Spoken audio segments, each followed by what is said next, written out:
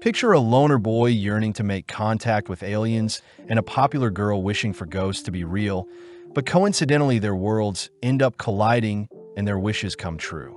Having immersed themselves into the world of paranormal and supernatural phenomenons, our lovebirds must work together to survive in this funky new world. Opening on Momo Ace arguing with her boyfriend.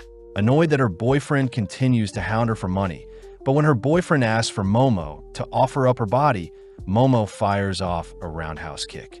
Having blocked the kick, the boyfriend retaliates by kicking Momo away, leaving Momo on the ground as he breaks up with Momo, seeing as she isn't useful to him anymore. In class, Muko and Miko scold Momo for choosing such a dreadful boy to be her first boyfriend ever, but Momo defends herself by saying that her ex-boyfriend resembled her dream date, Ken Takakura. Momo cries that she loves masculine men, but her friends ask Momo to stop dreaming. That day, Momo stumbles through the school hallways, suddenly stopping in front of a class where she sees Akaran being bullied by his classmates. But before the bullies can escalate things, Momo decides to stand up for Akaran and sit beside him. Having deterred the bullying, Momo asks what Akaran is reading, but getting bored, Momo decides to leave the scene. Later that day, Momo continues to storm through the hallways, suddenly noticing Akaran calling out to her, but seeing as Akaran has misinterpreted her kindness as some sort of love confession, Momo clarifies that she doesn't have any feelings for Akaran. Luckily, Akaran shows off the magazine he was reading earlier regarding the discovery of extraterrestrial beings on Mars, asking if Momo is a fan as well. Sadly, Momo states she could care less about UFO or aliens. Akaran continues to rant about UAPs and Japan's preparation for a space war, but Momo begins to leave. When Akaran tries spilling more information on Momo, Momo gets pissed, stating that her recent breakup is souring her mood, crying that Akaran's geekiness is the reason he doesn't have friends, only to fling his magazine aside. As Momo leaves the saddened Akaran, Momo realizes she may have said too much, immediately apologizing as she hands Akaran his magazine back. Momo admits that she does believe in ghosts, but Akaran begins to giggle, stating that ghosts don't exist, causing the two to despise each other.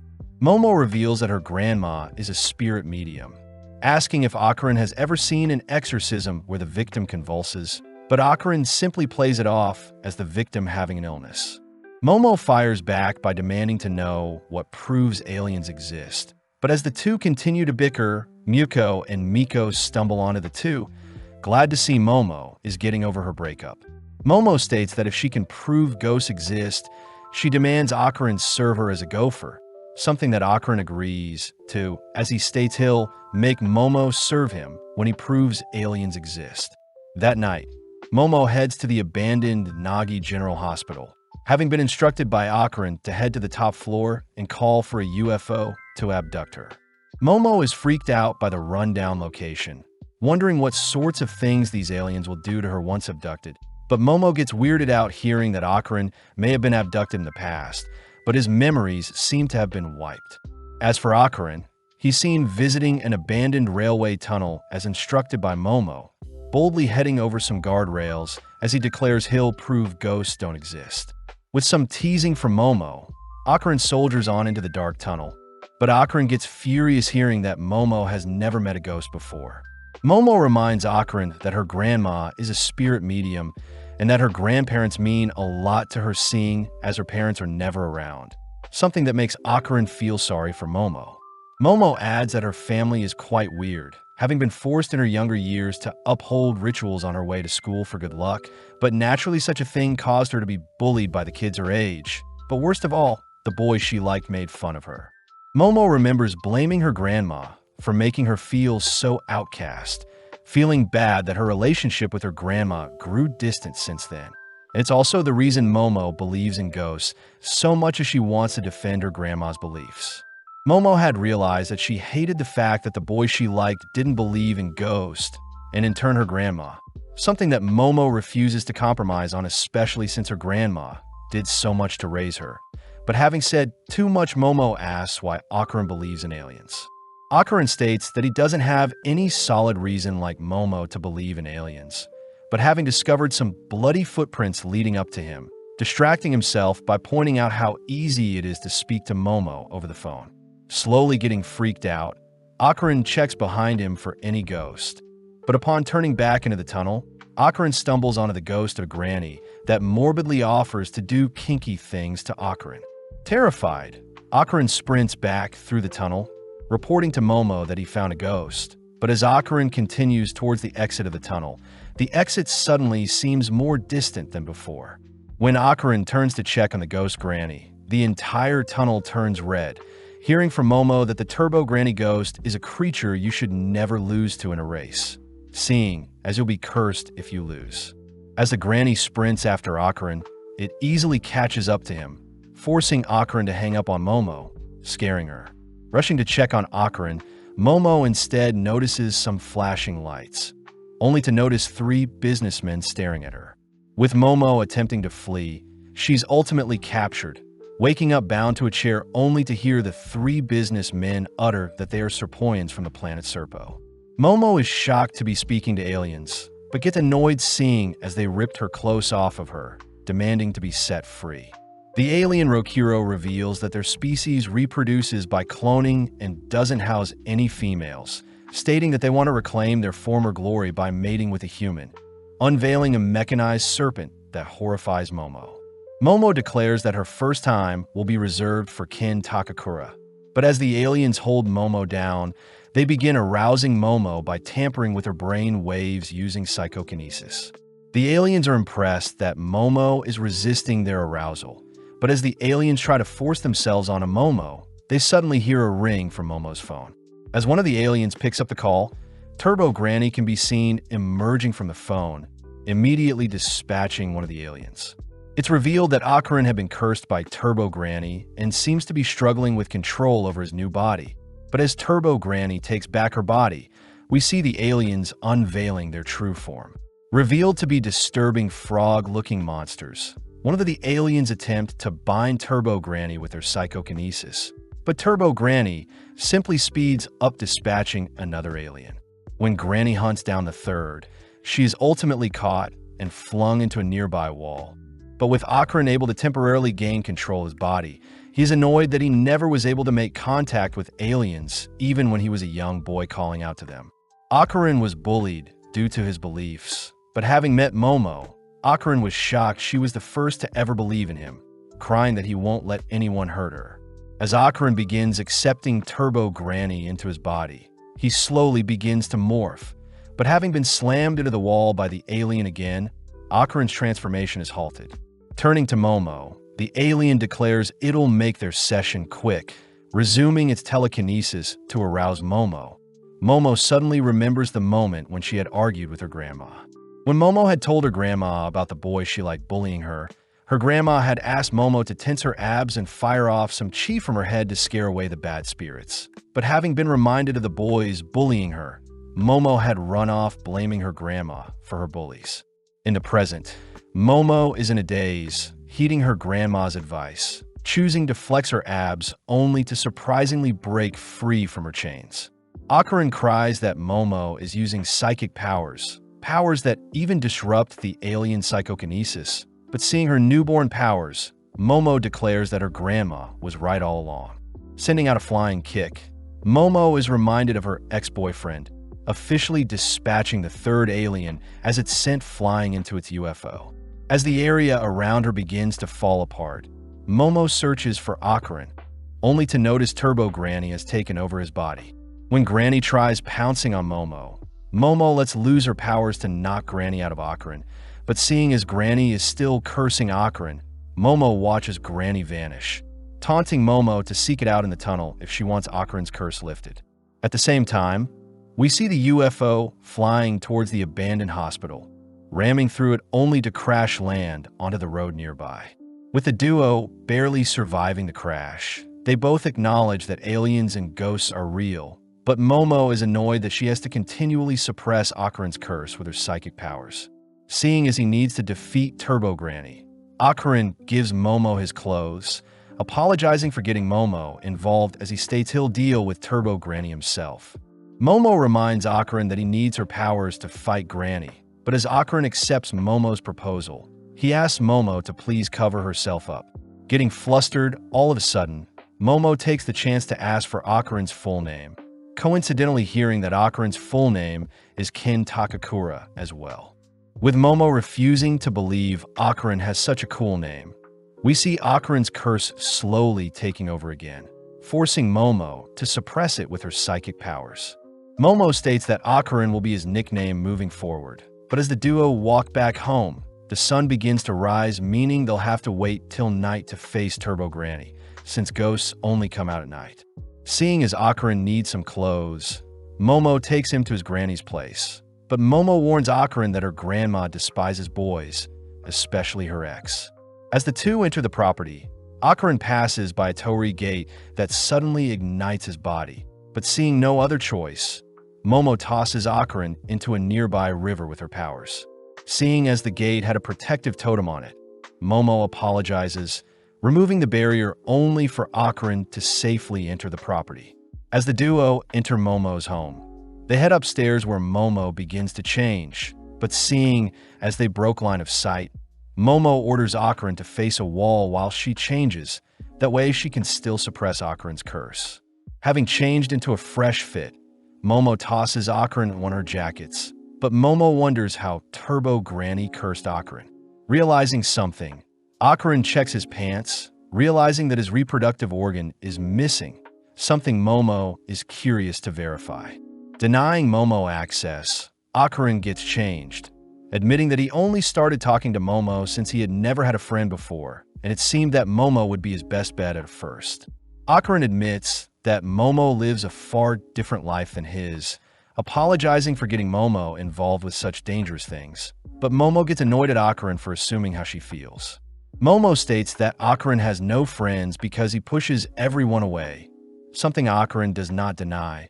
But luckily Momo is happy to continue being Akarin's friend even after his curse is resolved, something that makes Akarin tear up.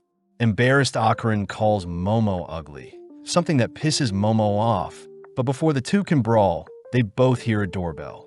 Akarin wonders if Momo's grandma is home, but Momo reveals that she's never heard such a doorbell noise before, realizing that a spirit must have entered their property, and it's because they removed the talisman protecting them. Seeing as they need to reinstate the barrier, the duo sneak out the back door, both peeping to see who is at the front door, but no one is there. Akarin takes note of the cloudy sky, only for the surrounding land to be encased in stone, stopping any escape. The duo realizes that they can't reattach the talisman, seeing as the torii gate had been encased in stone as well. But upon inspecting the talisman a little more, Momo suddenly notices blood dripping from her nose.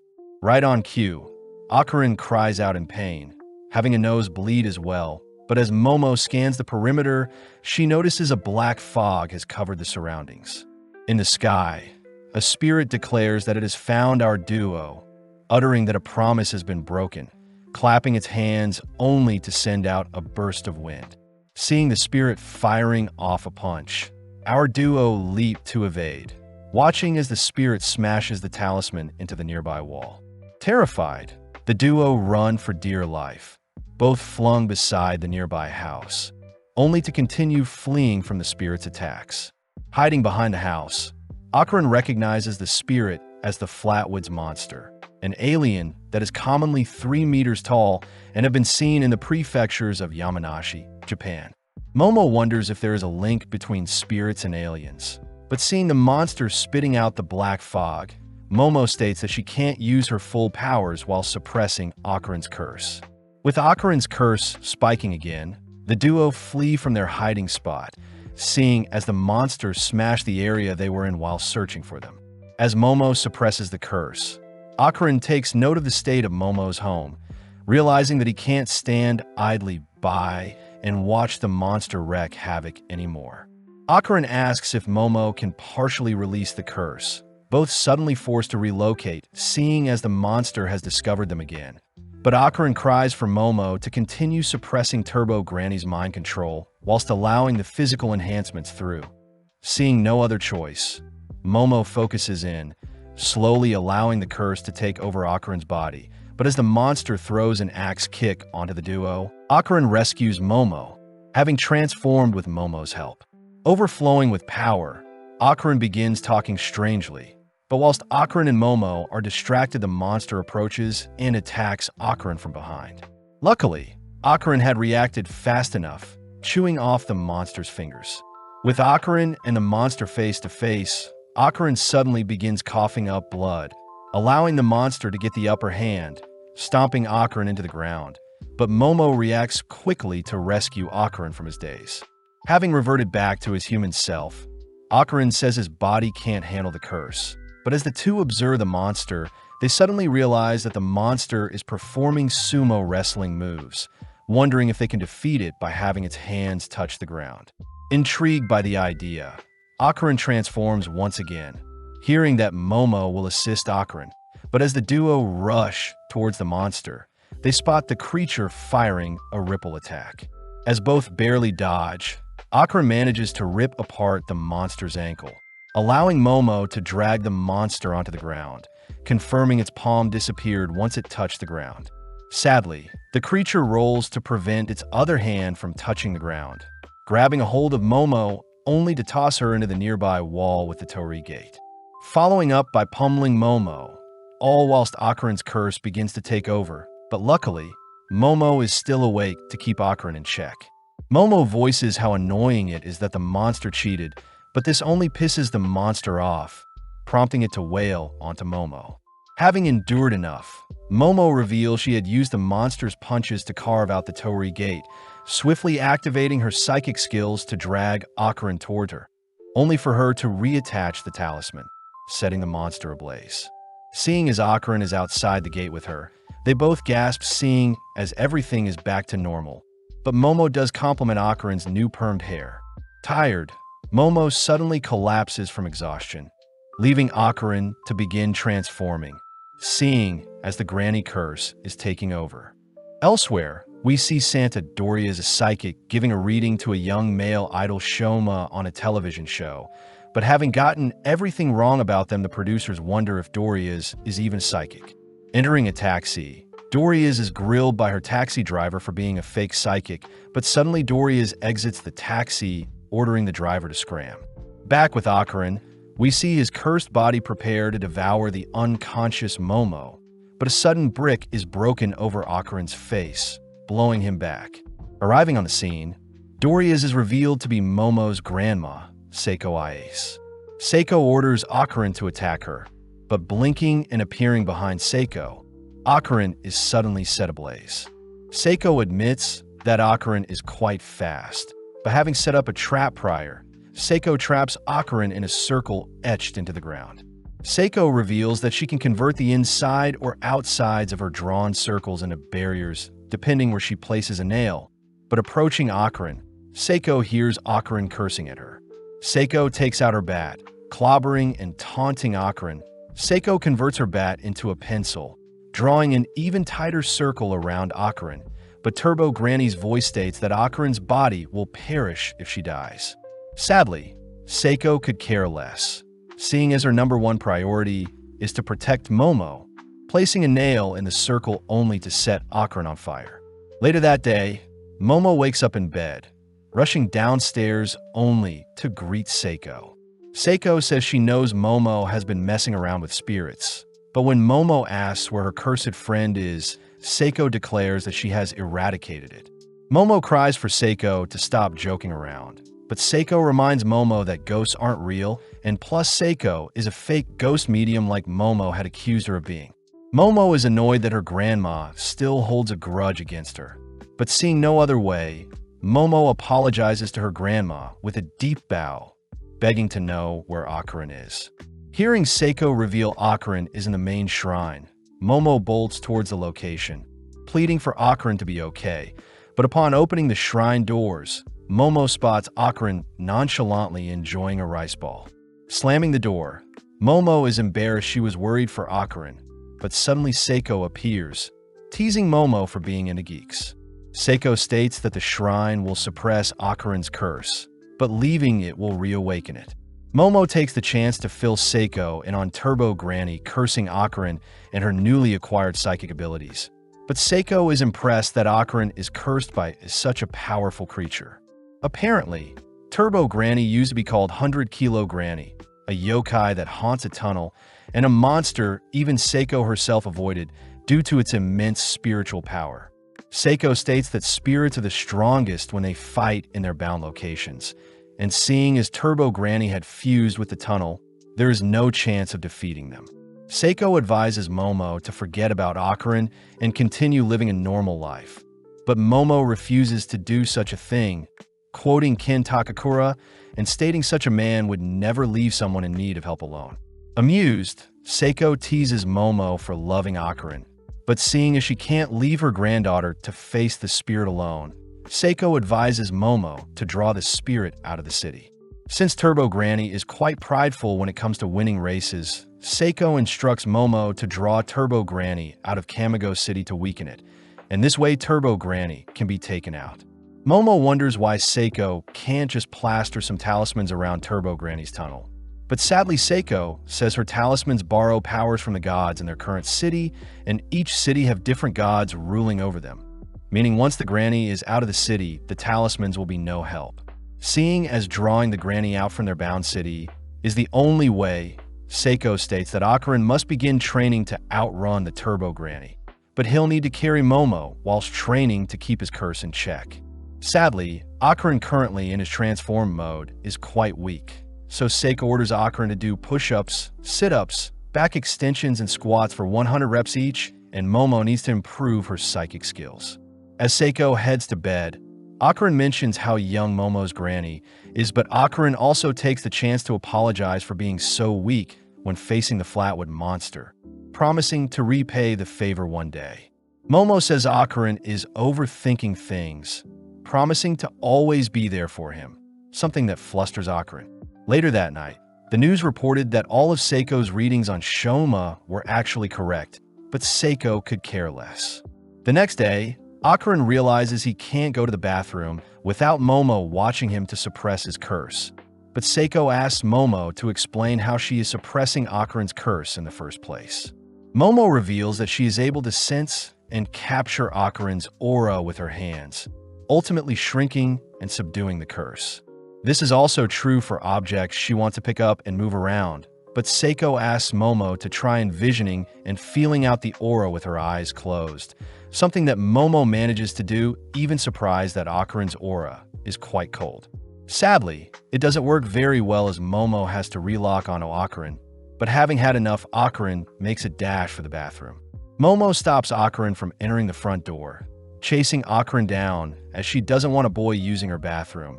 But as the three rush towards a different bathroom, Akarin ends up relieving himself, all whilst Momo watches. Seiko utters that she suspects Momo's powers have most likely been sealed off, asking Momo to train alongside Akarin to further awaken them. But suddenly Turbo Granny's voice fills the surrounding area, as Seiko seems to be frozen in place with a nosebleed.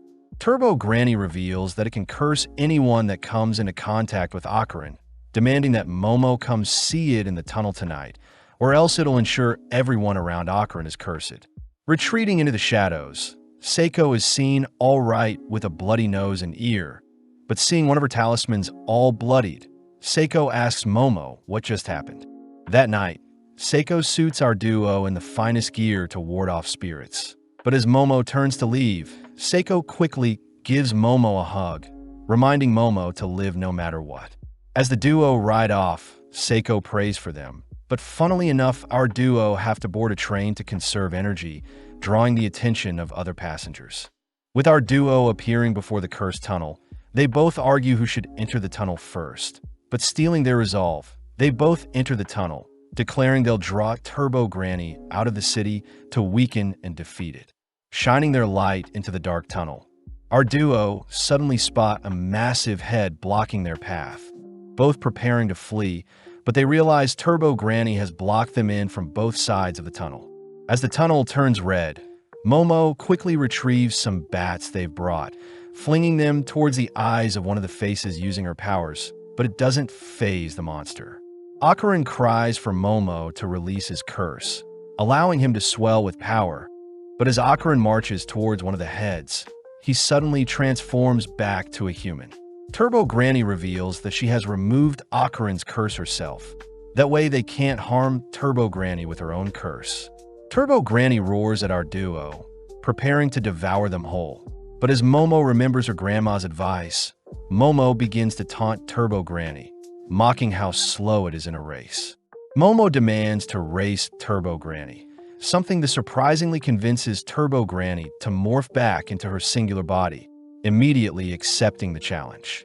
Turbo Granny states she can devour our duo anytime, agreeing to count to 10 to allow our duo a head start. But when Turbo Granny tags our duo, their game of tag will be over.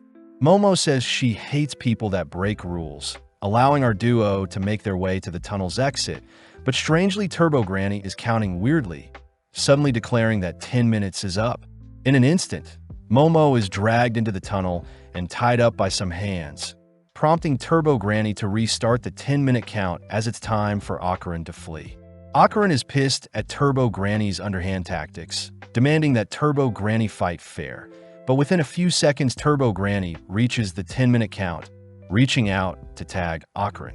Remembering that he had promised to protect Momo, Akarin rushes at Turbo Granny, clamping down on the monster's flesh as he demands the creature free Momo. Turbo Granny is pissed, attempting to rip Akarin off it, but sadly Akarin's sacred clothing is preventing Turbo Granny from harming Akarin. In pain, Turbo Granny chooses to possess Akarin, using his own hands to shred his clothes. But as Turbo Granny heads over to devour Momo, it suddenly senses a presence crushing it. Revealed to have been Momo, who has finally detected Turbo Granny's curse in Akarin, Momo begins to subdue the cursed flame, watching as Turbo Granny rushes to attack Momo. But luckily Momo completely seals Turbo Granny within Akarin. With Akarin completely fine now, Granny cries to be set free, all whilst a strange monster smashes through the tunnel, crying for Turbo Granny to be freed. As the location-bound spirit chases after our duo, Akarin wonders why the spirit is a crab, but Momo says the dead turn into crabs in order to cross a river into the afterlife.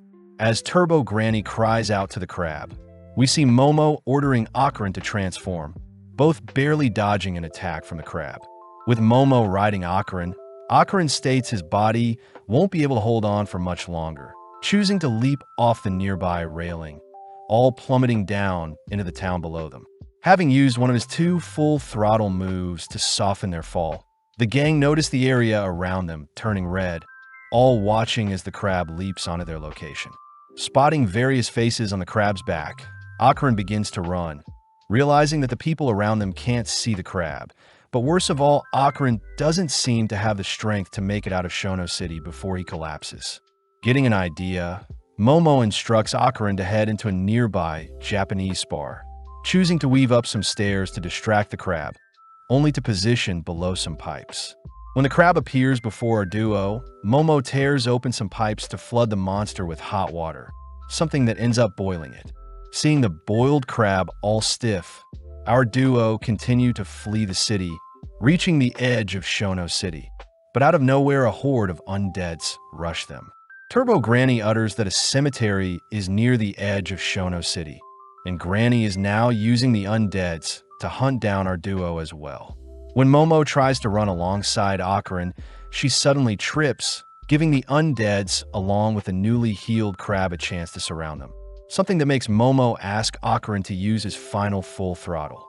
Seeing no other way, Akarin transforms, suddenly bursting through the horde of undeads attacking them, assisted by Momo, who helps move away some of the undeads with her power. Having used some power lines as an anchor point, our duo managed to run alongside a building to evade the swarm of undeads, suddenly cut off by the massive crab. Luckily, Momo tosses a car at the crab, buying Akarin enough time to scale the monster and use it as a launch pad to reach a nearby crane. Swinging around the crane with Momo's powers, our duo launch themselves towards a nearby moving train. But before they can reach the train, Akarin suddenly reverts back to a human. Desperate, Momo expands her psychic palms to slow down their fall, crying for Akarin to transform once more, giving Akarin the courage to surpass his limits and transform in time to soften their fall. With our duo both fatigued and exhausted, Momo hurries Akron to move, seeing as they're almost out of the city, but realizing that Turbo Granny is no longer sealed inside of Akron. Turbo Granny appears, kicking our duo to the ground. Seeing as Turbo Granny has completely bested them, Momo states she hates people who cheat, something that pisses off Turbo Granny as she merges with her crab body, offering Momo another chance to flee. Turbo Granny offers to count to 20 minutes this time, but Momo says she'll only need 1 second, suddenly using her powers to latch onto the moving train nearby, all whilst dragging the exhausted Akron with her. Horrified, Turbo Granny begins chasing after the train, barely losing to the train's immense speed, but racking its brain. Turbo Granny manages to leap onto the train before it leaves her behind. Although Turbo Granny is in front of them, Momo cries that they've already won, suddenly zooming out only to see Seiko at the edge of Shono City, having plastered her talismans in the adjacent city of Kamigo City in preparation for the monster. As Momo holds off Turbo Granny from advancing, the train passes into the next city, prompting Turbo Granny to suddenly erupt, spewing out the bodies of its past victims. At the next station, Momo confirms that Turbo Granny is indeed defeated, cutting to the next day, where Seiko takes our duo to pray at the tunnel. Apparently, many girls were attacked near Turbo Granny's tunnel, and it may have been the girls' unfair deaths that ultimately drew Turbo Granny to set its nest near the tunnel. But it's still wrong for a spirit like Turbo Granny to attack the living out of vengeance for the girls who unfairly met their fates. Seiko reminds our duo to never disrespect the dead, as it's the bare minimum to coexist with spirits. But Seiko is glad that Momo and Akron made it out in one piece. At home, Seiko and Momo argue over who gets to eat more boiled crab, all whilst Akron sits awkwardly. Seiko takes the chance to check if Akron's reproductive organ has returned, chasing him around the room, all whilst Momo slurps up the crab meat. Seeing as it's getting late, Akron bids Momo and Seiko farewell, but before Akron leaves, Momo says she'll see him tomorrow at school, exciting Akron. The next day, Akron wonders how he should greet Momo, nervously walking by Momo so as to not embarrass himself. But out of nowhere, Momo lightly shoves Akron, having been waiting for him. As the two walk to their classes, Momo wonders why the aliens she met were all guys and what they eat to survive. But as the two depart to their separate classes, Akron is immediately back to being bullied by his classmates. Sitting down, Akron calms himself, seeing as he's finally made a friend who accepts him for who he is. But as we follow Momo, we see she is completely zoned out of class. Miko and Muko fears Momo is still thinking about her ex-boyfriend, but is surprised to see Momo acting strangely. In class, both Akron and Momo yearn to speak to each other, both waiting out their classes only to accidentally pass each other, squeezing through a horde of people. With both Akron and Momo visiting each other's classes, funnily enough, they both barely miss each other, both wondering if the others dislike them. Seeing as their lunch break is almost over, they both reluctantly prepare to head back to class. But having not seen where they were going, they both bump into each other, accidentally touching lips. They both confess that they've been searching for each other, accidentally making the moment awkward as they wonder what they should say next, but out of nowhere, Miku and Muko cry that they just saw our duo kissing. Immediately, the lovebirds defend themselves by insulting each other, ending their argument as they both storm back to class. But Akron chooses to take a pit stop in the bathroom. When Akron goes to relieve himself, he suddenly realizes something is missing, cutting back to Momo, where her classmates all pester her over a new love interest. Out of nowhere, Akron appears, signaling to speak with Momo alone, but still angry about their argument earlier. Momo refuses to leave her seat. As Akron continues to beg, he admits he was wrong to insult Momo earlier, but Momo is still too stubborn to budge. Momo's friends are amazed at Akron's persistence, but seeing Momo's cold demeanor, Akron wonders if Momo truly cares about him, seeing as she refuses to speak to him when she is around her friends. That evening, Akron wanders around the lockers in search of Momo, but having accidentally bumped into Arya Shirtoria, Akron is caught off guard. Arya strangely utters that she knows Akron is a kind person, all whilst Momo stumbles onto Akarin chatting with Arya. As Arya leaves with Tsubame, Arya begins mocking how pathetic Akarin behaved in front of her, something that pisses Momo off. Using her psychic powers, Momo smashes a metal bowl onto Arya, knocking her out. With Tsubame and Anzu checking on Arya, Akarin prepares to help as well, but Momo grabs on Akarin. Momo says they should head home, glaring at Arya as she cries most girls aren't deserving of Akarin's attention. On the way home, Momo apologizes for being so stubborn earlier, admitting that their little kiss got her flustered. Seeing as they've made up, Akarin reveals that although they've defeated Turbo Granny, it seems his balls are still missing. Sitting down with Seiko, Akarin explains the situation, all whilst Momo laughs her head off. Needing to solve the issue, Seiko states they'll be peeping into Akarin's soul, taking out a mirror only to have Akarin plunge his feet into a water bath. With Momo retrieving a doll and a talisman, Seiko begins her ritual, first slapping Akarin with a paper fan only to order for the spirit within Akarin to leave. Sadly, nothing happens, but Momo declares that Akarin's aura briefly changed when he was smacked, prompting Seiko to order Momo to rip out the thing infecting Akarin's soul. As Seiko smacks Akarin once more, Momo pulls as hard as she can, all turning to face the doll, only to notice the talisman beside it turn red. In an instant, the doll flees the scene, forcing our trio to chase after it, but needing a faster way to track it down, Momo closes her eyes only to reach out to the doll's soul. Seeing as the doll was hiding in a closet, Momo smirks at the adorable doll cursing at them. But when Seiko inspects the doll, she states that Turbo Granny is inside the doll. Apparently before Turbo Granny was incinerated by Seiko's talismans, it had converted into its astral form and hid inside of Akarin's soul in hopes of retrieving its full strength one day. Sadly, Momo states that they have no intentions of allowing Turbo Granny to return to its full strength, but Turbo Granny throws a fit, stating that she'll snap everyone's bones. Akarin threatens to eradicate Turbo Granny if it doesn't return his balls, but Turbo Granny states that if she perishes, Akarin will never get back what he wants.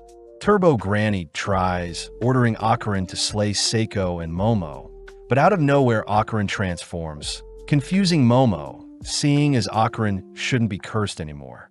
Seiko reveals that when Turbo Granny's soul was ejected from Akarin, her spiritual powers remained within Akarin, and only Seiko herself can place Turbo Granny back into Akarin, something that makes Turbo Granny sweat. As Seiko slaps up Turbo Granny, Akarin reverts back to his human form, uttering that he was able to transform when he felt angry. Seeing as Turbo Granny is basically useless, Momo begs Turbo Granny to give back Akarin's private parts, knowing that Turbo Granny is actually a kind spirit, having felt sympathy for the girls that passed away, unfortunately, near her tunnel. Giving in, Turbo Granny declares that she no longer has Akarin's balls, having dropped them somewhere. Turbo Granny utters that Akarin's belonging should be covered in gold and are 5 centimeters in diameter. But Momo cries that finding such a small item would be impossible. Unfortunate since the balls are dense in spiritual energy and may attract other spirits and yokais. Turbo Granny says the spirits may use the ball to revive themselves, pissing off Momo as it's all Turbo Granny's fault for losing the balls, prompting the gang to return home. Seiko says she'll ask around for any lost balls, reminding Akarin to keep his new powers in check, only to cut to the next day, where Akarin's classmates ask Akarin if he is dating Momo. When Akarin says he isn't, the boys ask if Akarin can introduce them to Momo, seeing as she is their type. Realizing that the boys are spreading rumors about Momo, Akarin gets furious, suddenly transforming only to grab one of the boys by the collar. As the boys crumble in comparison to Akarin's strength, they beg to be let go, snapping Akarin out of his daze. Rushing to his table, Akarin tries calming down with some reading, only to realize Turbo Granny had snuck into his bag. Instantly running towards a secluded place, Akarin demands to know why Turbo Granny is at school with him. But Turbo Granny tries beckoning Akarin to allow her into his body, and in exchange, she will help him control his powers. Akarin says he won't be falling for any of Turbo Granny's scheme, suddenly stuffing the doll back into his bag as he hears a voice call out to him. But luckily, it's it's only Momo. Akarin tries telling Momo about Turbo Granny sneaking in his bag, but Akarin suddenly realizes how cute Momo is, beginning to run away, all whilst Momo chases after him. Alone, Turbo Granny is left to explore the school, all whilst Momo complains to her girlies about Akarin avoiding her. Miko reveals that Akarin had gotten into a fight defending Momo from possible rumors spreading about her, something that makes Momo blush. But at the same time, we see Arya passing through the school halls. Arya declares that her elegant self can brighten anyone's day. But Arya is still pissed about the day Momo had embarrassed her by dropping the bowl on her head. Plus, it's revealed that Arya herself is the source of all the nasty rumors around Momo. Strangely enough, Arya had seen a wing-like object appear from Momo, believing Momo to be a demon of some sort. Arya says it's fate that she has been given the eyes to see such things, taking out a golden ball only to promise to eradicate the world of all demons. Flashing back, Arya was heading home at night when a golden ball landed on her head. When she had picked it up, she saw a bright light flashing on a passing train. Frightened, she dropped it, and everything went back to normal, but when she picked it up again, she could see specks of bright lights, having been remnants of clash. At school, Arya thanks Tsubaim and Anzu for bringing her a Bible and a cross. But as her friends get tired of Arya's weird antics, Arya suddenly rushes to open a nearby window, demanding to know who the woman in the red dress is. Sadly, Arya's friend can't see anything, watching as Arya begins acting weird again, only to begin flirting with boys who notice her acting strange as well. With Turbo Granny watching everything transpire, we cut to the rooftop where Momo and Akarin have lunch, but Momo asks why Akarin is avoiding her gaze. Momo also demands to know why Turbo Granny is with them, preparing to have a brawl with the doll. But as Akarin holds back Turbo Granny, he utters that Turbo Granny had noticed a strange lady at their school. Turbo Granny says she was looking for the golden ball around the school, seeing as a human could have picked them up, and since humans may be attracted to shiny gold things, the person that picked it up will probably awaken their spiritual powers upon coming into contact with the dense magical ball. Sadly, having spiritual powers puts them at risk as spirits may attack them, something that alerts Momo and Akarin. In class, Arya continues to fondle the golden ball, wondering if she could defeat Momo's demonic powers alone. But as Arya checks on the lady in the red dress, she notes how it's getting ever so close to her. With the school day ending, we see Akarin meeting up with Momo, but out of nowhere Arya appears, asking to speak with Momo privately.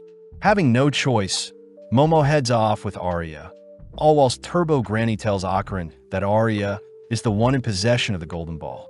Being taken to an abandoned factory, Momo gets weirded out, demanding to know what Arya wants to speak about. But out of nowhere, Tsubaim and Anzu tackle Momo to the ground only to bind her arms. Donning her gear, Arya tries exorcising Momo, believing she is a demon, but her pathetic cross along with her holy prayers do nothing to Momo. Pissed, Momo uses her psychic powers to fling Tsubaim and Anzu aside, only for Arya to try exorcising Momo again, this time rubbing her golden ball on Momo, as she cries for the sacred ball to give her strength. With Momo ordering Arya to hand over Akarin's golden ball, we see Akarin arriving on the scene, seemingly fleeing away from something. At that moment, we see the red-dressed lady tackling Arya, muttering that it's been waiting so long for Arya to finally see her. With Arya suddenly remembering a memory of her as a child, Momo cries for Akarin to help Arya, prompting Akarin to transform, rushing down the spirit. Sadly, the spirit easily evades, taunting Akarin as he dashes towards the red-dressed lady. In mere moments, the spirit outmaneuvers Akarin, grabbing a hold of him only to swallow Akarin whole. Annoyed, Momo grabs hold of Akarin with her powers, but seeing as her hands are bound, Momo is unable to use her full powers and instead receives a devastating kick from the spirit. Swallowing Akarin whole, the spirit says it has waited 10 years to reunite with Arya, reminding Arya that it is her mommy, seeing as Arya had called it mommy in the past. Arya is disgusted by the demons pleading, suddenly all turning towards Momo as she appears from the rubble unharmed, surprised to see Turbo Granny is also unharmed. Turbo Granny takes out a phone she stole, declaring the spirit before them is acrobatic Silky. But as Arya cries she'll eradicate monsters like the tall lady before her, the spirit gets upset, gobbling down Arya whole as well.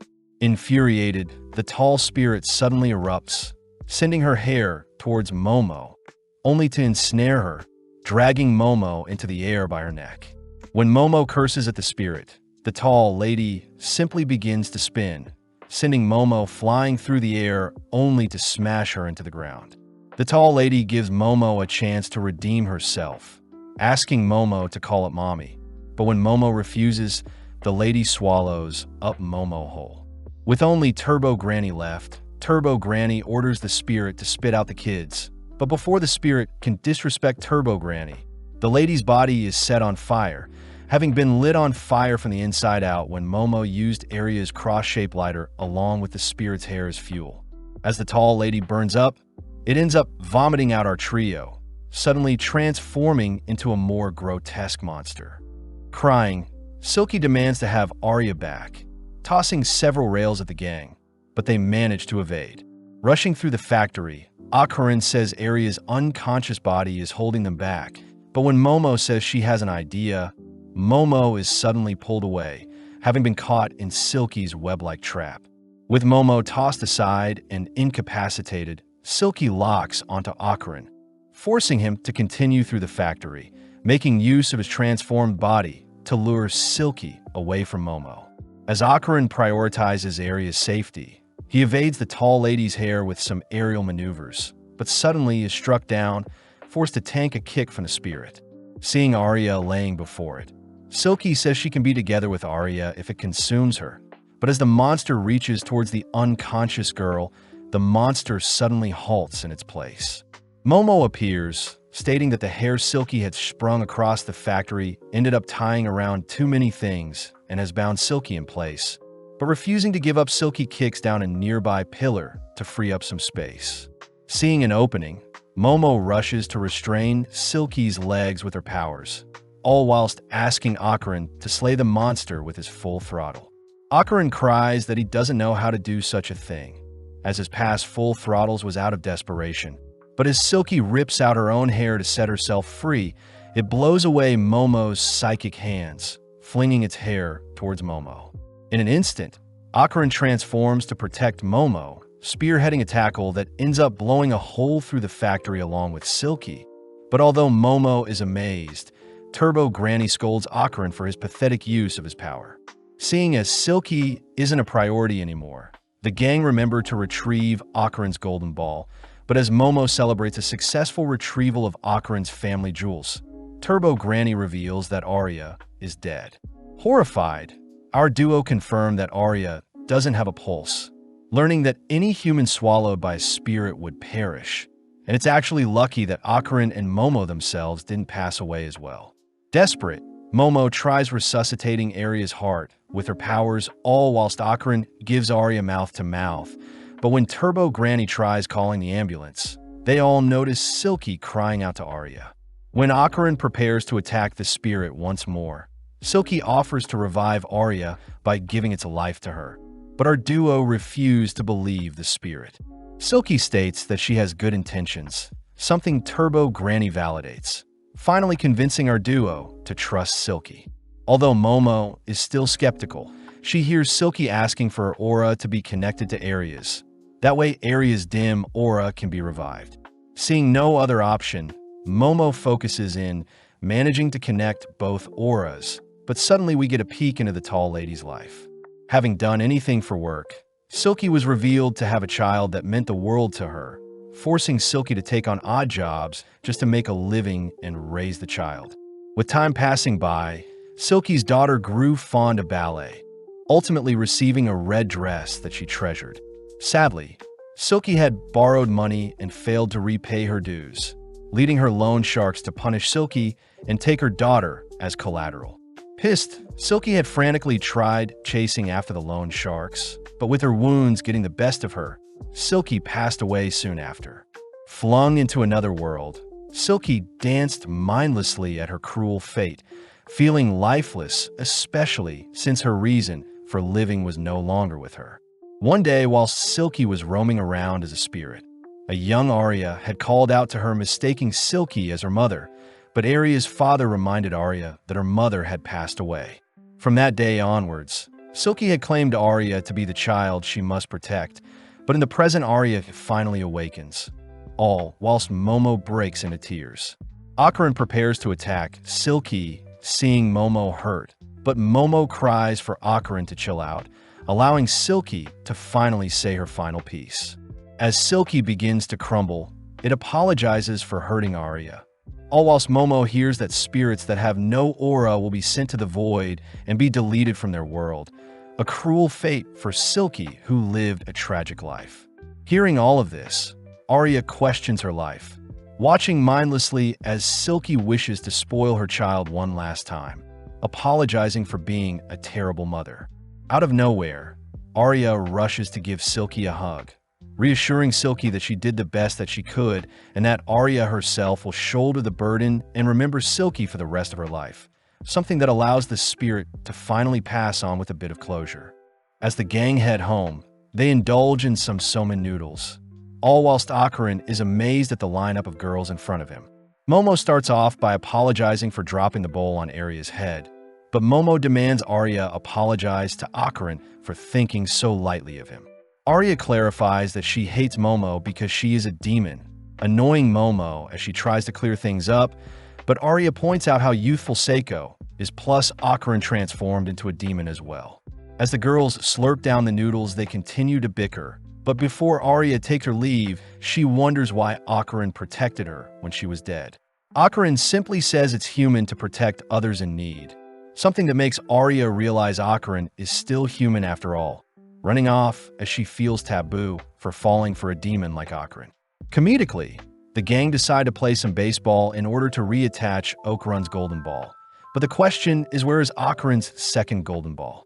At school the next day, Momo hears that Ocaran doesn't have access to a computer to help with their search. But before Momo can schedule plans to meet during lunch or after school, Ocaran apologizes, seeing as he'll be busy all day. During lunch, Momo decides to eat with her girlfriends, finding it suspicious that Ocaran is busy all of a sudden. But as Momo heads to buy some juice, she wonders if she should check on Ocaran just in case. Out of the corner of her eye, she spots Ocaran on top of Arya. But as we flash back to a few minutes ago, we see Ocaran is busy because he wants to train his body for any future fights.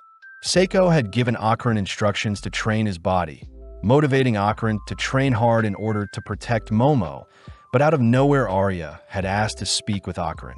Arya cries that she loves Ocaran, reaching out only to prepare to kiss him.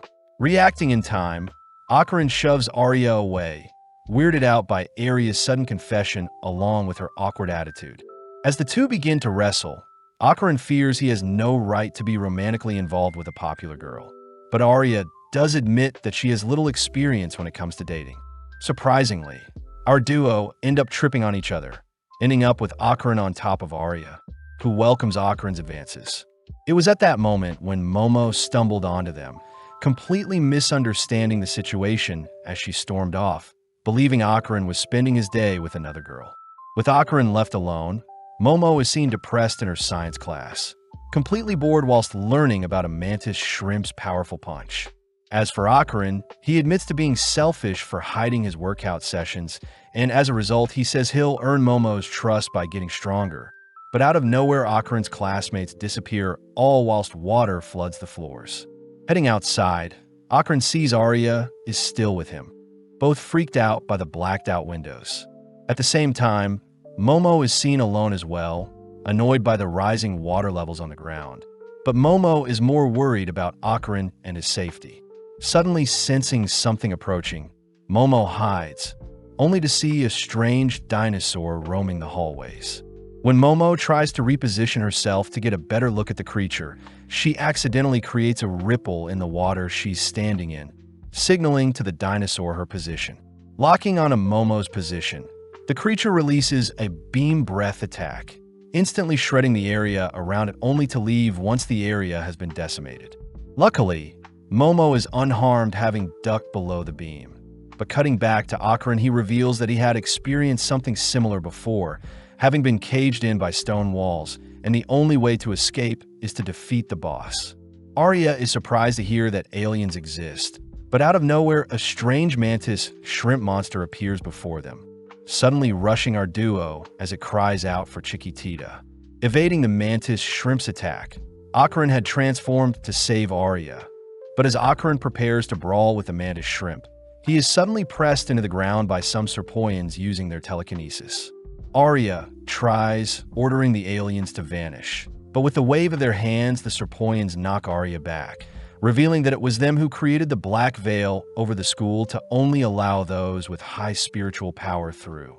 The Serpoians reveal that they are after Akaran's powers, and they want to experiment on Akaran to harness his curse, forcing Akaran to give in as the Serpoian's psychic powers are seemingly preventing Akaran from transforming. As the aliens raise Akaran into the air, ready to experiment on him, some strange hair suddenly wrap around the aliens, followed by a torrential gust of wind revealed to be Arya transformed, having taken on Silky's ballet fighting style. Having knocked down 2 of the 3 Serpoians, Arya quickly covers her eyes, seeing as Akaran is basically naked, but Arya turns around realizing a single Serpoian and the mantis shrimp are working together. As the shrimp attacks Arya, Arya chooses to ignore the shrimp, running along the wall only to target the lone Serpoian, but Arya is caught off guard when she is blown back by the alien's telekinesis. The shrimp is annoyed to have been caught in the crossfire, but as Arya makes note of the alien's powers, she continues to dance around the shrimp's advances. As Akaran searches the classrooms for spare clothes, he gets blown back by the shrimp's attack, impressing Arya, but when the Serpoian launches another telekinetic blast, Arya simply hides behind the shrimp to evade. Arya wonders if the shrimp is in love with her, taunting the creature whilst avoiding its attacks, but retaliating, Arya fires off a roundhouse kick only to catch the creature with a direct uppercut kick, pinning the monster into the ceiling. When Arya turns to face the lone Serpoian, she is suddenly flung into the nearby wall, having underestimated the alien's powers, but having bought enough time. The Serpoians all reveal their true forms, all whilst the mantis shrimp seems to have fully recovered. Arya tries cursing at the aliens, but is blown through a wall when struck by the shrimp's punch. But as Arya writhes in pain, Akaran suddenly calls out to them. Akaran covers up his private parts, slowly waddling over to Arya's position only to transform whilst naked. Sadly, the Serpoians simultaneously pin Arya and Akaran down with their telekinesis, completely negating their transformations. But seeing as the Serpoians can't move, they have the shrimp bash Akaran's head in. Surpassing his limits, Akaran manages to transform and headbutt the shrimp away, but it's revealed that Momo was the one that helped weaken the alien's telekinesis. Pissed to see there are Serpoians in front of her. With it being a 3-on-3 match, Akaran and Arya transform ready to attack, but Momo gets flustered seeing Akaran is still naked, all suddenly pinned down by the Serpoian's telekinesis. The Serpoians take the chance to wake up the mantis shrimp, artificially injecting the monster with power, only for the mantis shrimp to suddenly evolve before their eyes. In the blink of an eye, the shrimp pummels Arya and Akaran with several punches, but before the duo can be knocked out, Momo comes to her senses, fighting off the Serpoian's telekinesis with her own psychic powers. Trying again, Akaran and Arya transform, prompting Arya to lead with an axe kick onto the shrimp, but the shrimp blocks only to send Arya into the ceiling. As the shrimp fires a devastating punch onto Arya, Akaran intercepts, rescuing Arya. Working together, Akaran helps maneuver around the shrimp's speed, all whilst Arya nails the shrimp with several kicks. But this makes Momo jealous. As Momo loses focus, the Serpoians manage to pin our trio down, but out of nowhere the water level rises absurdly, suddenly drowning everyone. Although our trio are able to breach the surface, Momo realizes that the nearby walls and ceiling are all water as well. But suddenly the building's lights turn off. Sensing a disturbing creature swimming by them, Momo cries that they should find an escape route, but Akaran states that the monster before them is called Nessie, something Arya adores about Akaran. The Serpoians attempt to scold Nessie for not slaying Momo correctly, but Nessie suddenly slays one of them with its beam breath. As Akarin and Momo flee for dear life, Arya is suddenly struck from below, sent flying into the area of water that replaces the ceiling, all whilst the attacker is revealed to be the mantis shrimp who thrives underwater. Funnily enough, the shrimp still needs to breathe air. Worst of all, Akarin realizes that Turbo Granny's powers can't swim. As Momo and Akarin continue to swim to evade the shrimp's punches, Momo says she can't rescue Arya, seeing as the shrimp is in the way. When Akarin offers to distract the shrimp for Momo to retrieve Arya, Momo gets annoyed, accusing Akarin of only caring for Arya. Seeing as Momo is still angry about earlier, Akarin reveals that everything he's done is to impress Momo, flustering her as he pushes Akarin away. At that moment, our duo are struck by one another of the shrimp's punch, forcing Akarin to tackle Momo aside as they both gaze into each other's eyes in the water. Getting an idea, Momo propels Akarin towards a shrimp only to divert their course towards the ceiling to evade the shrimp's attacks. Having entered the ceiling, Momo grabs hold of Arya, all heading into a room where Momo manages to resuscitate Arya. Momo orders Arya to strip, seeing as their clothes are holding them back. But as we follow the mantis shrimp and the serpoians, they seem to be fleeing from Nessie, who seems to be slaying everything in its path, forcing the serpoians to prepare to merge with the others. As Arya and Momo ride Akarin, they all dive in the water to face the aliens. But upon realizing that the serpoians have merged with both Nessie and the mantis shrimp, our trio hurriedly evade the monster's beam attack. Breaching the surface for some air, the gang realize that the monster is absorbing water for its next beam attack, prompting the gang to agree to try and break the monster's neck to render the attack useless. Submerging once more, Arya takes charge by wrapping her hair around the monster's neck, choosing to dive towards the monster with her leg outstretched, but sadly the monster intercepts Arya with its fist, following with a flurry of attacks that stall long enough for it to unleash another beam attack. Racing against the beam, Momo and Akarin manage to rescue Arya, realizing that the monster has the beam attack and the shrimp's close quarter punches. As our trio flees from the monster, Momo realizes something, but before she can say anything, an explosion separates our trio. Momo is revealed to be the monster's main target, barely able to hold her breath whilst in the water. But as the monster throws out a punch, Momo suddenly removes the water in their surroundings. Momo knows that mantis shrimps aren't able to unleash their full power on land, seeing as the impact from their punch would shred their own bodies. A weakness Momo has used to have the monster tear away at its own body. As a last-ditch effort, the monster latches onto Momo, attempting to drown her whilst it charges up another beam attack. But Arya had reacted fast enough, latching onto the monster, all whilst giving Akarin a direct path towards Momo. In the blink of an eye, Akarin rushes and slays the monster, clinging onto Momo with his final breath of air, only for the surrounding area to return back to normal. Momo and Akarin are relieved to be back in the school, but realizing that they are naked and soaking wet, our trio flee the scene, all whilst the other students demand to know what is happening. Elsewhere, we see the school nurse, Ju, asking if our trio is being bullied, but sadly our trio utters nothing. Ju insists that they tell the truth, as she doesn't tolerate bullying, but as another teacher tells Ju she is receiving a phone call, Ju leaves our trio alone while she attends to other business. Both Momo and Arya begin to break down, seeing as their public image is ruined, but Akarin wonders why the aliens were after Turbo Granny's power. Momo asks how Arya was able to use Acro Silky's powers, reasoning that since the tall lady revived Arya, it would make sense she now shares the tall lady's powers. But Akarin states that Arya herself may also be a target, seeing as she has powers. Momo finds it strange that the aliens want Turbo Granny's yokai powers, but Akarin utters that it must be because the demons and aliens of Earth are fighting against the aliens invading their world.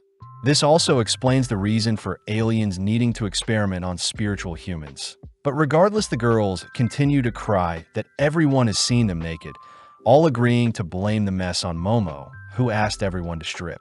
Right on cue, Arya's friends enter the room to retrieve Arya, blaming the mess on Momo, but Momo could care less. Now alone, Momo demands the reason why Akaran was on top of Arya. But as Akaran mutters that he was secretly trying to get stronger to impress Momo, Momo can't help but admire Akaran. Hearing that Akaran was getting stronger for her sake, Momo begins to tease Akaran. But before Akaran can leave, our lovebirds exchange some flirty glances. Out of nowhere, Miko and Yuko appear asking to know why Momo was naked on Akaran. But when Momo tries explaining things, the girls only get more confused. Getting to the bottom of things, Miko deduces that there is a love triangle between Arya, Akaran, and Momo, and Akaran seems to be the one the girls are fighting over. In class, Arya's classmates offer to help Arya with any trouble she is facing, something Arya smirks about seeing as her popularity hasn't diminished whatsoever. But suddenly Arya's classmates blame Momo for embarrassing Arya. Hearing her classmates scheming horrible things to further punish Momo, Arya admits to being the one that spread the heinous rumors about Momo to begin with, refusing to tolerate any further harassment of Momo. As Arya marches through the school halls, she sits alone wondering why she stood up for her sworn enemy. But out of nowhere, Momo appears checking in on her.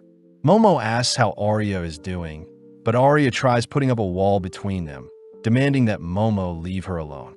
Momo deduces that Arya didn't add any more fuel to her already bad image. But before Arya can say another word, the girls notice the mantis shrimp is still alive, both preparing to engage the creature. Surprisingly, the monster suddenly collapses, crying out to its baby, Chiquititia. Waking up, the shrimp realizes it's been patched up, but Seiko and our trio confront the monster, wondering if the shrimp is an alien or a Japanese kappa. As the shrimp takes a battle stance, it realizes it has been served some curry, immediately kneeling down as it cries tears of gratitude to have been served a loving meal. With the gang buying some sushi, they all start fighting over who gets what, all pairing up with Turbo Granny brawling with Akaran, Seiko taking on the shrimp, Momo and Arya arguing with each other. Finishing up the meal, the shrimp reveals that his son is very ill, and if his son doesn't receive blood every day, he'll pass away just like the shrimp's wife did. The shrimp's manner of speech is quite ambiguous, but the gang hear that the shrimp's homeland is war-torn, so he had to leave to a foreign land to earn some extra currency. The shrimp begins blaming himself for his son's condition, and worst of all, there is nothing he can do about it, suddenly shedding some tears. Akaran asks what he can do to help, wondering if he can hand over his private parts to help the shrimp get paid, and then the gang can simply attack and retrieve his private parts once the shrimp's family is taken care of. Momo refuses to allow Akaran to be put in danger, but Arya sides with Akaran's selfless offer, prompting both girls to begin arguing. The shrimp says he must get a proper job and not inconvenience our trio further, promising to never harm our trio, but before the mantis shrimp can leave, Seiko says the shrimp's blood stinks. With Seiko sniffing at the bandages wrapping the shrimp, Seiko takes out some milk, asking the shrimp to taste it. But surprisingly, the shrimp utters that the milk is equivalent to the blood that runs through their body. Seiko reveals that the mantis shrimp's blood is similar to cow's milk. And seeing as the shrimp's issue can be resolved with milk, Seiko says she'll give the shrimp a cow to give it an infinite source of blood for his sick child. As the shrimp beams up a cow, he promises to repay the favor in the future, instantly disappearing from the skies. Back inside, our trio begs Seiko to buy them new school uniforms, but Seiko refuses. Momo says they are out of money and must resort to begging, but Akaran points out it is the third time Seiko had bought them a replacement uniform. Seiko orders Momo to do an impersonation of Hiroshi Abe the comedian if she wants her uniform, forced to keep up the act as she answers the doorbell. But Momo suddenly greets Jean and Juji, Momo's childhood friend and first love. Akaran is quite intimidated by Jin's handsome figure, but out of nowhere Jean bursts out laughing, weirding everyone out with his sporadic behavior. As Seiko shows Jean to his room, Seiko reveals that Jean will be living with Momo from today forth. But Momo refuses to live with a boy, all whilst Arya accuses Momo of gathering demonic allies. Seeing as it's getting late, Arya heads home, leaving Akaran to bid farewell as well. But before he leaves, he shyly wishes to see Momo tomorrow at school, something that pleases Momo. Back in the house, Jean scoffs down Seiko's cooking, all while Seiko tells Momo that Jean is living with them since Jin's parents have been hospitalized. As Jean and Momo wash the dishes, Jean takes the chance to apologize for making fun of Momo when they were younger, telling Momo he can see ghosts now. Momo asks if Jean had come into contact with any golden balls, but Jean denies such a thing, telling Momo that after they went their separate ways in middle school, Jean and his family wound up moving out into a house surrounded by a forest. Immediately, Jean felt something was strange with his new home, and when Jean told his family, they laughed it off, leading to one fateful night when the entity haunting him showed itself to Jean.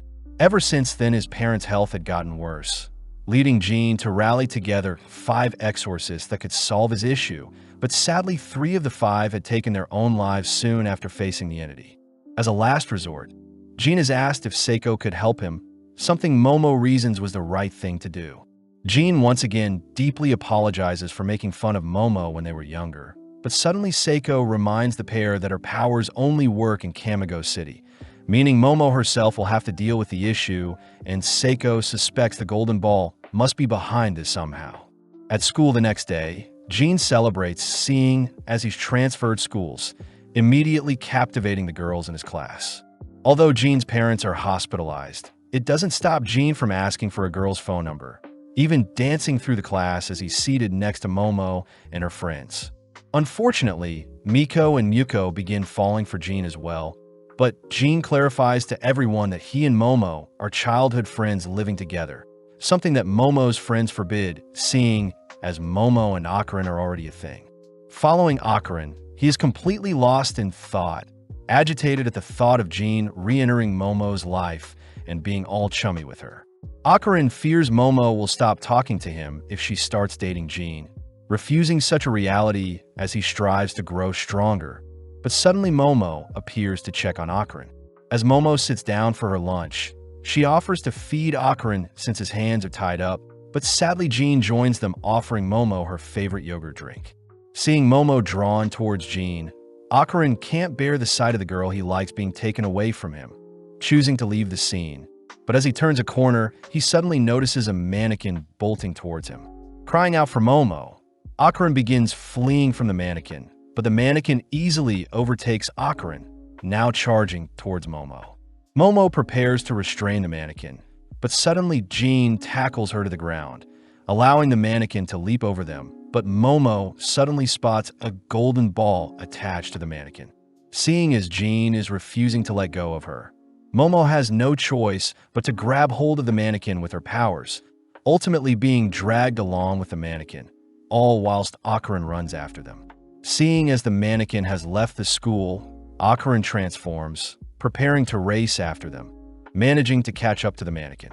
When Momo tries reaching out to Akarin, the mannequin leaps onto a building, giving Momo a chance to catch the mannequin on a power line, but the mannequin's momentum shreds the power line.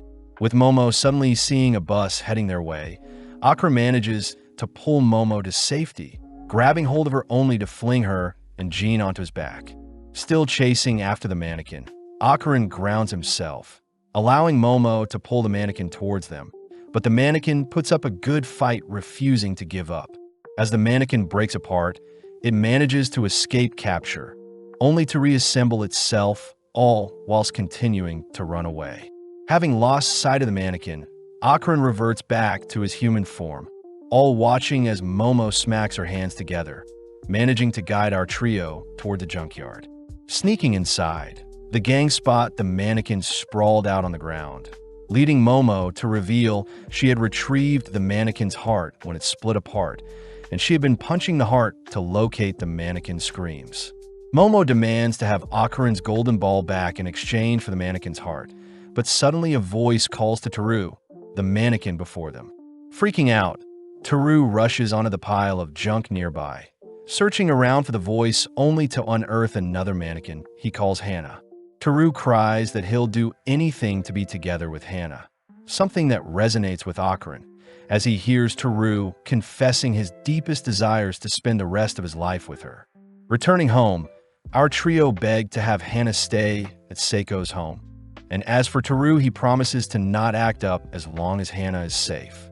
Momo also mentions how the gold ball she saw on Teru was simply a Christmas ornament. But as Momo prepares to set the table for dinner, Akron can't help but get jealous seeing how flirty Jean is to Momo. Remembering how Teru spilled his heart out to Hannah, Akron cries he won't lose Momo to Jean, but Seiko orders the boys to keep it down. Seiko reminds Momo that she'll be heading to Jin's house this weekend, leading Momo to reveal that Jean needs his house exorcised and is the reason he is here in the first place. With Akron agreeing to come along, we cut to the school where we see some school kids planning on messing with a Ouija board, but out of nowhere, Teru sprints past them, leaping through a window. Wanting to see Hannah, Teru boards a train, but as he dreams of visiting his loved one, he is accidentally run over by a truck. Following Momo, she is seen waiting outside with Hannah for Teru's arrival. But as time passes by, Momo falls asleep outside beside Hannah. As the sun begins to rise, Teru finally arrives, apologizing for visiting so late. But at the same time, we see Jean on edge, unable to sleep due to the mysterious entity haunting him. With the big day arriving, our trio board a train, passing time by playing Old Maid, but Akron seems to be losing constantly. Jean tries cheering Akron up with some snacks, but Akron simply gets more depressed seeing Momo and Jean reminisce about their childhood, making Akron feel pathetic as he sees his own jealous reflection in the window. Akron tries distracting himself by uttering that he needs to retrieve his golden ball no matter what, but seeing as Jean and Momo are non-stop chatting, Akron interrupts in by educating the two on the Tsukinoko. Coincidentally, Jean utters that his village as a legend revolving around the Tsukinoko shrine, where the villagers worshipped a great serpent for 200 years. Seeing as Jean has stolen his spotlight, Akron tries bringing up the other myths to intrigue Momo.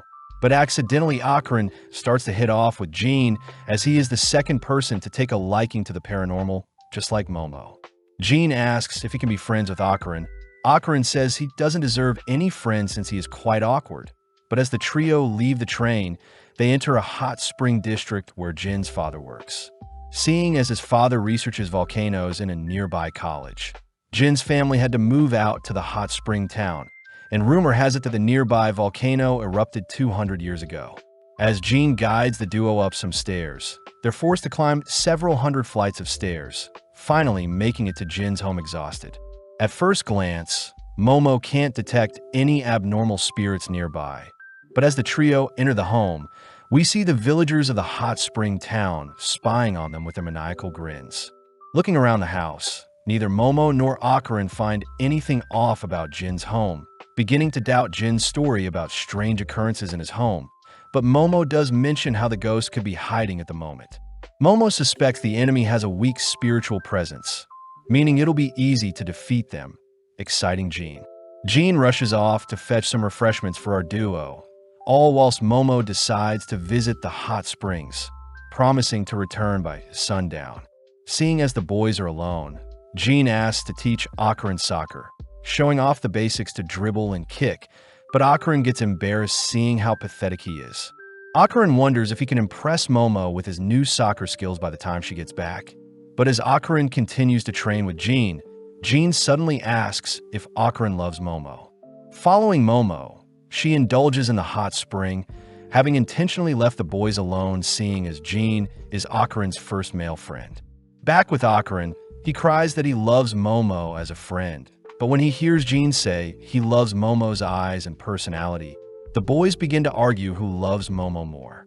When Jean tries bringing up his childhood friend's status to win the argument, Akron suddenly remembers his kiss with Momo, quietly accepting victory as we cut back to Momo, who decides to wrap up her bath.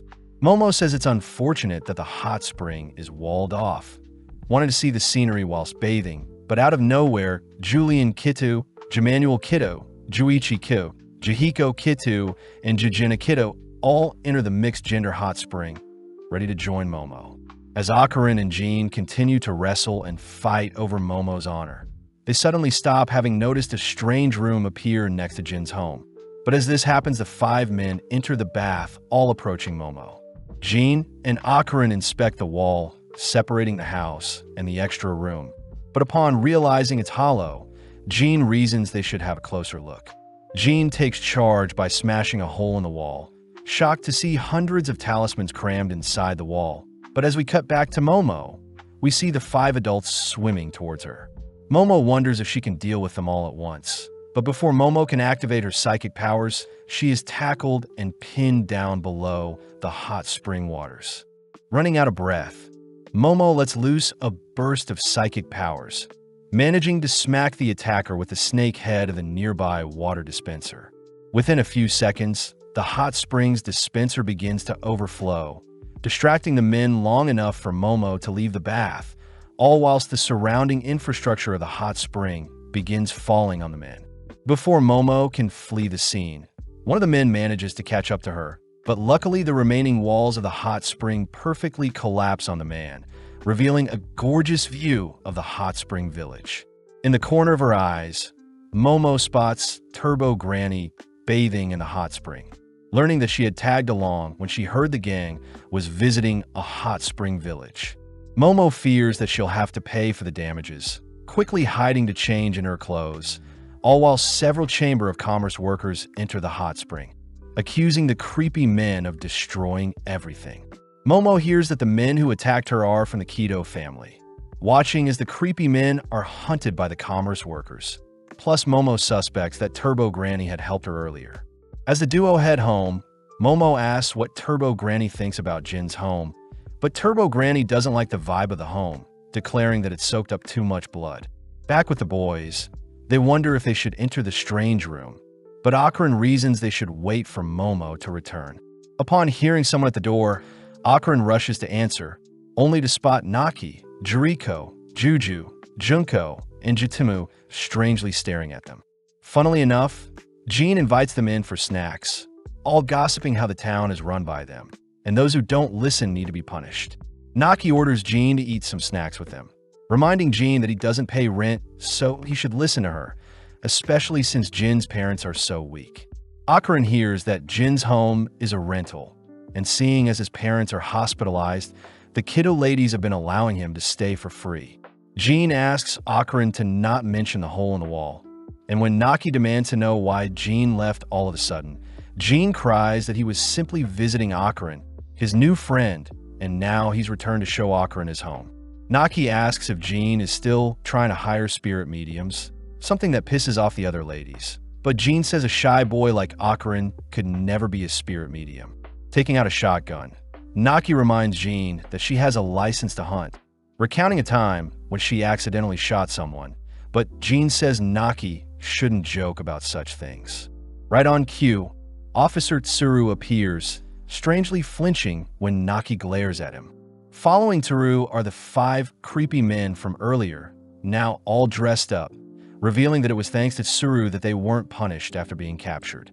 As the men join the ladies, we see Juichi asking what Jin's been up to, demanding that Jean tell him the truth. Jean reassures Juichi that he was picking up a friend for a home visit, but Juichi suddenly locks onto Akron, asking Akron what Jin's favorite soccer team is. Juichi says a friend of Jean would surely know, and with the situation tense, Akron says it's Saint-Germain, successfully clearing himself of all suspicion.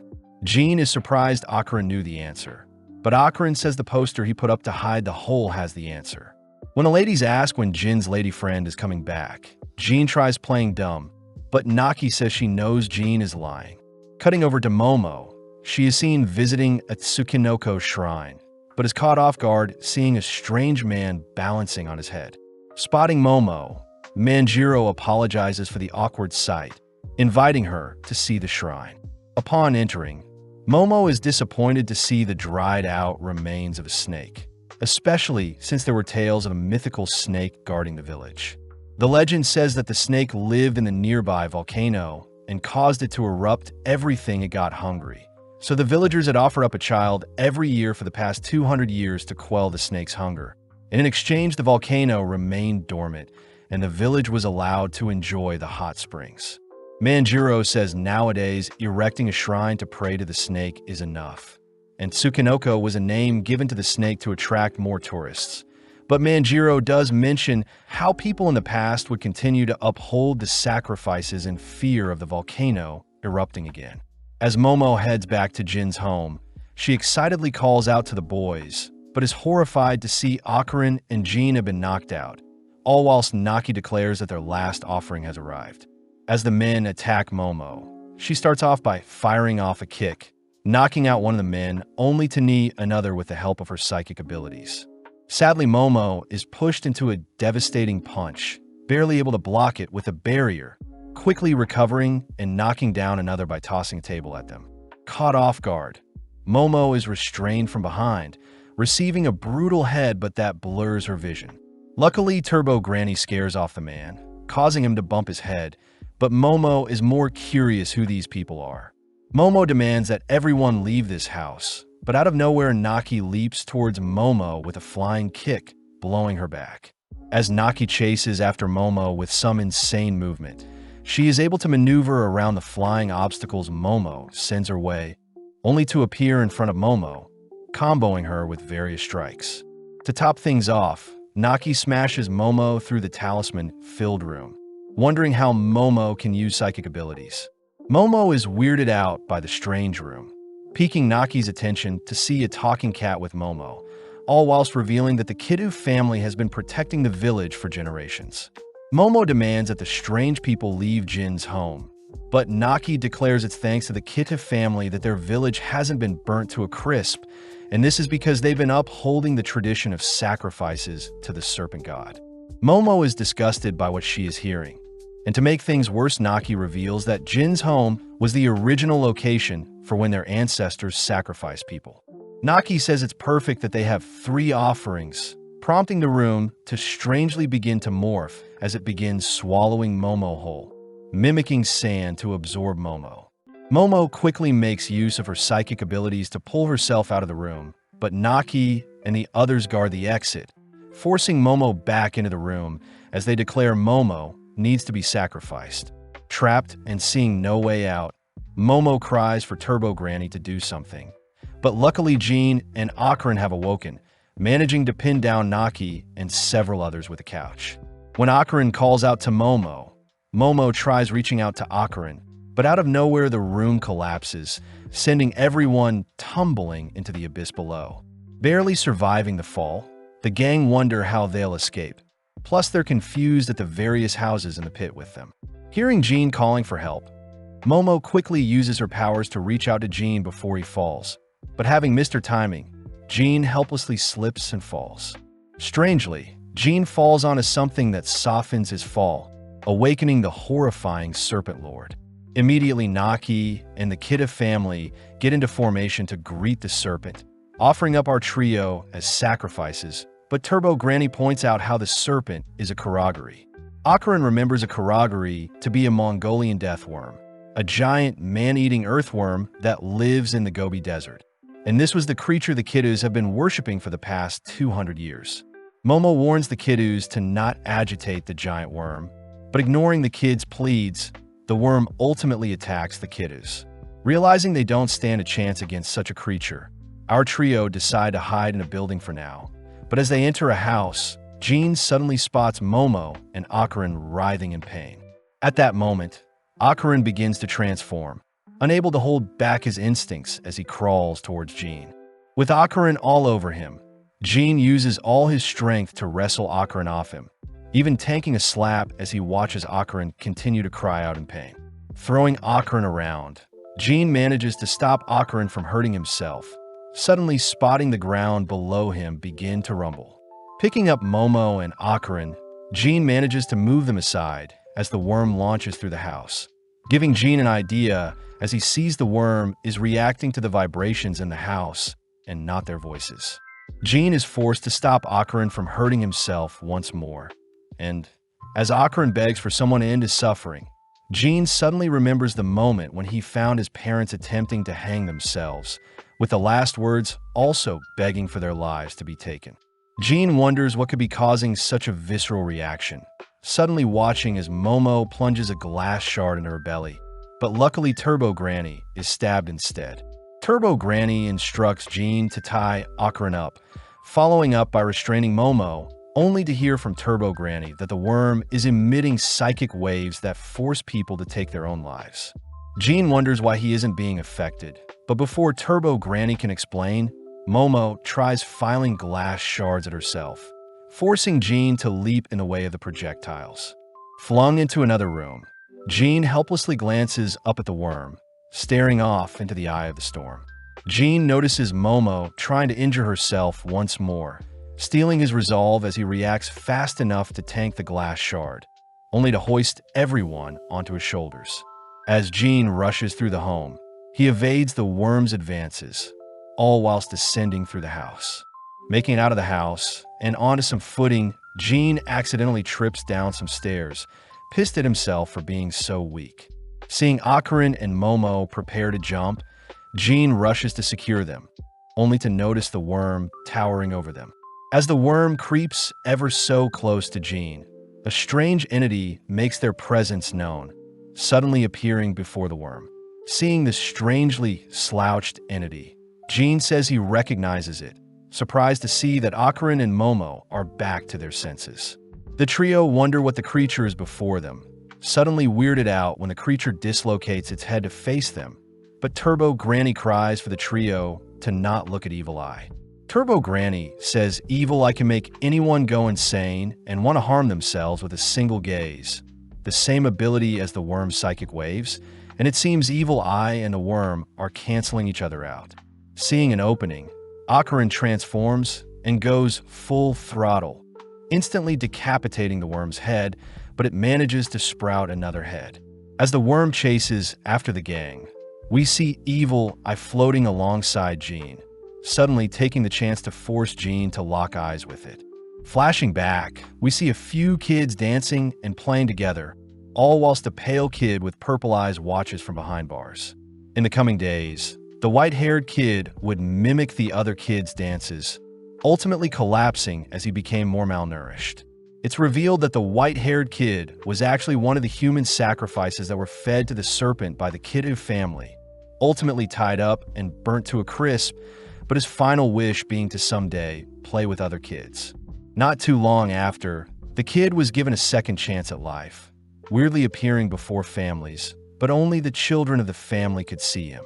After every encounter, the parents of the child would pass away, something that would happen regularly. When the kid had tried to calm the children with the dancing he had learnt, strange vibrations would occur from beneath him, and there was nothing he could do as the parents took their lives regardless. In one specific case, the white-haired kid had learnt that the Kiddu family would go as far as to tie up the children and bury them alongside their homes as sacrifices, all whilst the white-haired kid watched on helplessly. Seeing the helpless children unable to escape their fates, the white-haired kid eventually grew to despise the Kiddu family, taking on the name Evil Eye. But in the present, Evil Eye attempts to take over Jin's body.